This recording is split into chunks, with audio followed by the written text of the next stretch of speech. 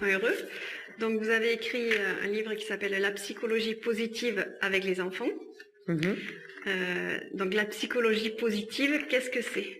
La psychologie positive, c'est une science qui est née à Harvard il y a déjà maintenant plus de 30 ans, je crois que ça fait presque 40 ans. Alors il y a toute une histoire, alors je vais peut-être pas raconter toute l'histoire, mais l'idée simplement c'est de se dire que on a fait le constat, enfin à Harvard ils ont fait le constat de se dire, mais dans la psychologie, comme dans la médecine, comme dans le coaching, en général, quand on va voir le psychologue, le médecin, c'est parce qu'on a un problème.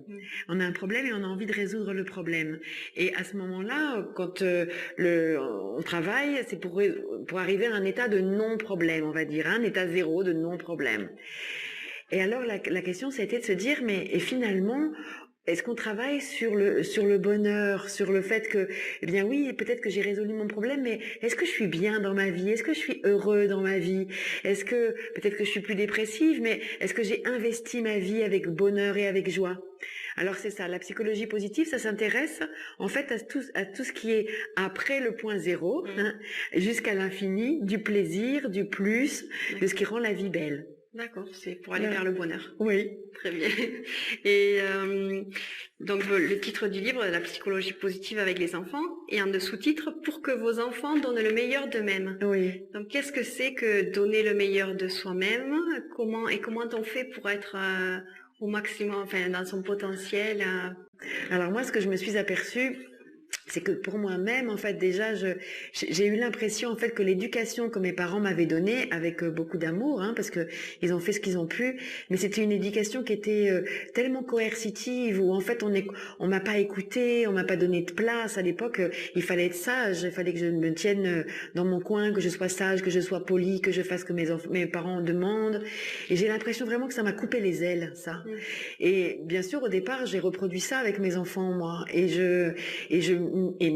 Dieu merci, je remercie mes enfants aujourd'hui. Ils se sont rebellés à ça. Ils ont dit non à un moment donné. Et je me suis posé des questions et je me suis dit mais en fait, l'éducation, ça devrait plutôt en fait permettre aux enfants de libérer tous les potentiels qui sont en eux. Finalement, un enfant quand il naît, il pourrait tout faire. Il pourrait parler toutes les langues, avoir tous les dons et avoir plein de rêves et réaliser tous ses rêves. Et puis c'est comme si en fait souvent dans l'éducation, on passait notre temps à lui dire oui mais ça il faut que tu fasses ci, ou mais là il faut que tu fasses ça, mais là c'est pas bien, mais là c'est pas assez, mais là enfin et voilà quoi, au bout d'un moment les enfants ils ont plus confiance en eux et ils arrivent plus en fait à se développer. Voilà. Justement, j'avais une question sur ce potentiel, sur la prise de conscience de notre potentiel et comment faire pour l'aider à se développer. Une question concrète, notamment, là, j'ai mon fils Victor qui a 7 ans et il vient de s'inscrire à un cours de hip-hop, donc il vient de faire ses 2 cours d'essai. Et je vois que, voilà, par rapport au reste des autres enfants, lui, il n'est pas aussi à l'aise, je dirais, mais en même temps, il a très envie de le faire, alors qu'il est pas trop dans son corps, il suit voilà, son rythme, mais un peu en retrait.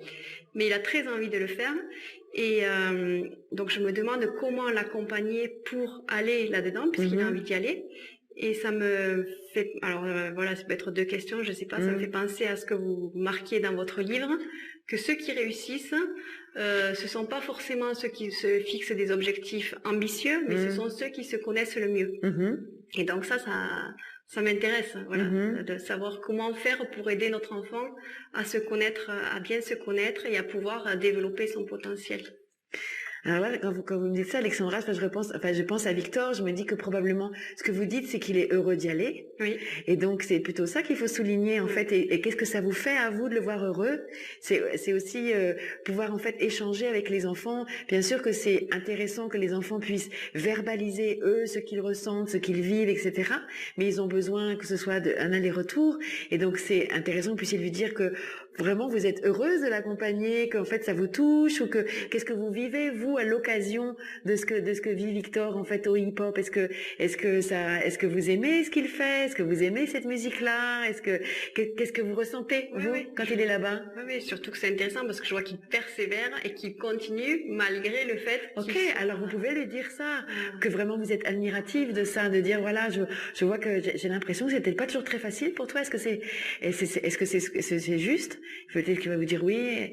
Et alors je vois que malgré tout tu persévères et que même si c'est pas facile, en fait, que tu y vas quand même. Et voilà, je me dis vraiment, quand tu fais ça, tu es vraiment persévérant, quoi. Ça, c'est une sacrée qualité. C'est une belle qualité que tu as là, quoi. Et c'est ça qu'il faut souligner pour lui.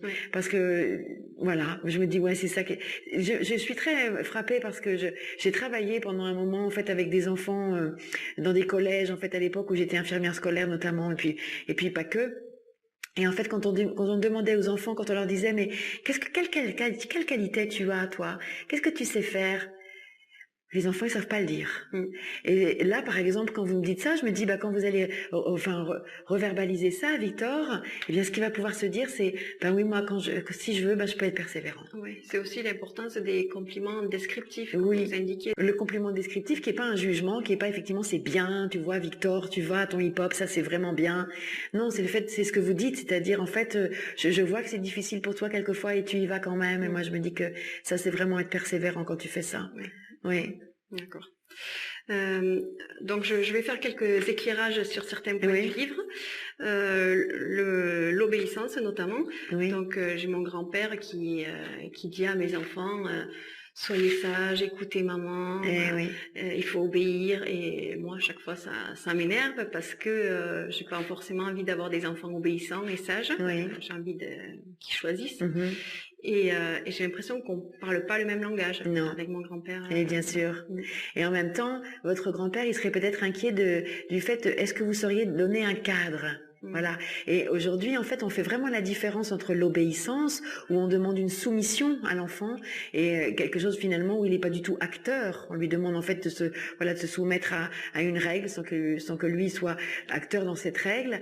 Alors que ce qui est plus intéressant, c'est de pouvoir poser un cadre, de pouvoir discuter d'une règle avec un enfant, exactement comme en fait quand nos députés débattent des lois et en fait ils font des allers-retours avec les sénateurs et avec nous. Et quand ils ne le font pas, cet aller-retour, ils nous retrouvent dans la rue, parce que nous, on n'est pas du tout contents, parce qu'on nous a pas demandé notre avis.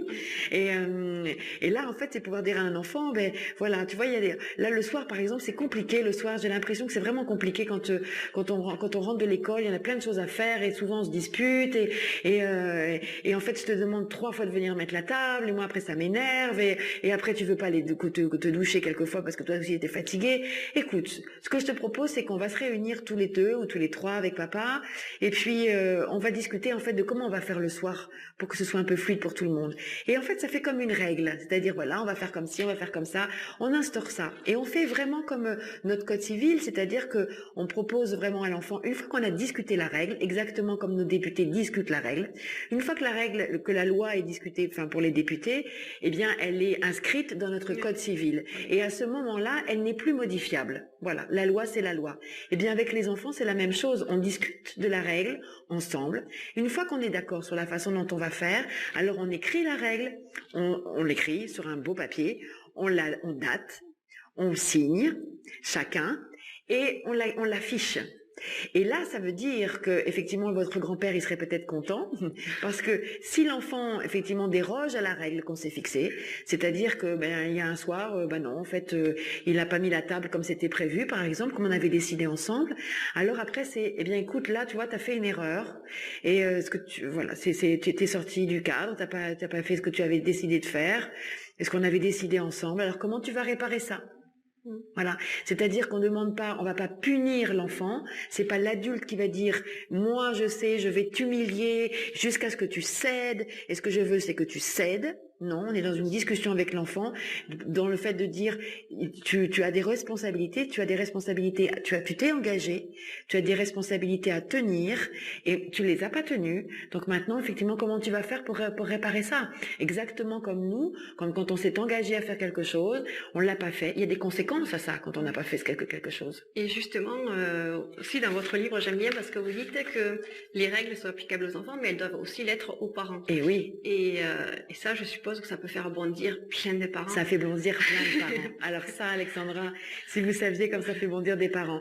Mais moi, ce que je peux voir maintenant, c'est que l'éducation, c'est pas ce qu'on dit aux enfants. Ce qu'on dit aux enfants, c'est intéressant, c'est bien, on fait des jolies phrases, mais c'est ce qu'on leur montre, c'est qui on est. Ça, si je prends un exemple très simple, ça sert à rien de dire à un enfant, tu sais, c'est très mauvais de fumer, hein, ça va vraiment te faire du bien, du mal, alors qu'en fait, nous, on fume toute la journée. Bah alors, ça sert à rien. Franchement, ça sert à rien. Mais alors, pour des choses qui sont vraiment de notre vie de tous les jours. Par exemple, comment on utilise un téléphone portable. Souvent, ça pose des problèmes aux parents. Bon, moi, ce que je me dis à ce moment-là, c'est que si, dans les règles qu'on discute, moi, pour les téléphones portables, je propose d'ailleurs plutôt de faire un contrat. Enfin, bon, ça, c'est encore autre chose. Mais en fait, on va dire, par exemple, ce qu'on décide, c'est qu'on prend pas le téléphone à table. Ce que je te demande, moi, en tant que maman, c'est que tu prennes pas ton téléphone à table, parce que tu sais, pour moi, le moment où on est à table, c'est un moment qui est un peu sacré. C'est un moment et on a besoin de se retrouver et en fait j'ai pas envie qu'on soit voilà, perturbé par le téléphone. Mais si moi en tant que maman je réponds au téléphone, alors ce que je viens de dire ça n'a aucun intérêt, alors ça veut dire que je te dis que c'est sacré ce moment-là, c'est un moment qui est privilégié, mais moi je m'autorise à le désacraliser ce moment. Donc c'est pas logique. Les enfants ils ont besoin de choses logiques. Mais comme nous aussi, là aussi, souvent je prends cet exemple-là de dire, nous aussi en fait quand par exemple si on savait qu'on avait un de nos députés qui roulait à 180 sur l'autoroute et qu'en fait il était flashé et qu'en fait on trouve ça absolument injuste si en plus il se fait sauter son PV, on lui dit mais vous êtes un citoyen comme tout le monde, vous. Oui. Et alors lui, il va dire, mais non, mais moi, c'est la raison d'État. Comme nous, on pourrait dire, mais non, mais moi, je suis le parent. Mais on lui a envie de lui dire, mais la raison d'État, non, vous êtes d'abord un citoyen comme tout le monde. Et alors, vraiment, ce qui est important pour nous, c'est que vous rouliez comme tout le monde. Et si vous avez une amende, eh ben, vous assumiez et vous payez votre amende. Voilà. Et ben, les enfants, c'est pareil. Mmh. Donc vous partez du postulat que l'enfant est l'égal du parent en fait. Je dis pas qu'il est légal parce qu'en fait les parents ils ont une responsabilité par rapport à l'enfant et ça c'est clair. Le parent il est responsable de l'enfant. Tant que l'enfant est mineur, tant que l'enfant est sous le toit des parents, c'est les parents qui sont responsables de lui. Mais en même temps c'est de comprendre que l'autorité ça n'est pas de l'autoritarisme. Oui. L'autoritarisme ça veut dire moi je décide que tu vas faire ça, je te demande de faire ça mais moi je vais pas le faire. Et dans vos conseils de famille, par exemple, vous parlez des conseils de famille où vous vous réunissez pour fixer des règles ou pour discuter de points importants comme les vacances ou autres, oui. Ou les sorties. Donc, est-ce que c'est à ce moment-là, par exemple, que vous discutez ensemble pour fixer les règles dans la famille et choisir comment ça va se passer? Ça peut tout à fait être pendant un conseil de famille, sauf si, en fait, la règle que l'on va, ou les choses que l'on va décider ensemble, ça ne concerne qu'un des enfants.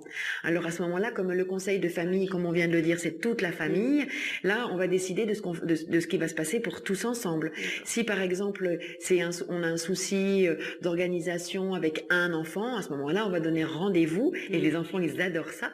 On leur donne un rendez-vous, une heure, un jour précis, pour rediscuter d'une chose tous ensemble. D'accord. Et l'effet Pygmalion, est-ce que vous pouvez nous dire ce que c'est? L'effet Pygmalion, c'était une drôle d'expérience qui a été faite et une expérience absolument. Moi, quand je l'ai vue, je me suis dit mais c'est complètement incroyable ce truc-là. Oui. C'était le fait c'est une expérience qu'on a faite avec 2 groupes de rats et à qui on voulait faire rentrer dans un labyrinthe. On voulait apprendre un labyrinthe à des rats. Bon, et alors on a pris les étudiants aux États-Unis. Les étudiants ont l'habitude de ça dans les facs, etc. pour avoir gagné un peu d'argent et viennent faire des expériences. Alors on a pris 2 groupes d'étudiants à qui on a donné donc ces 2 groupes de rats. Et à un groupe d'étudiants, on leur a dit, alors vous avez des rats, mais c'est des rats sélectionnés, ils sont vraiment intelligents, etc. Voilà. Et vous allez voir et comment ça va faire quand ils vont apprendre le labyrinthe.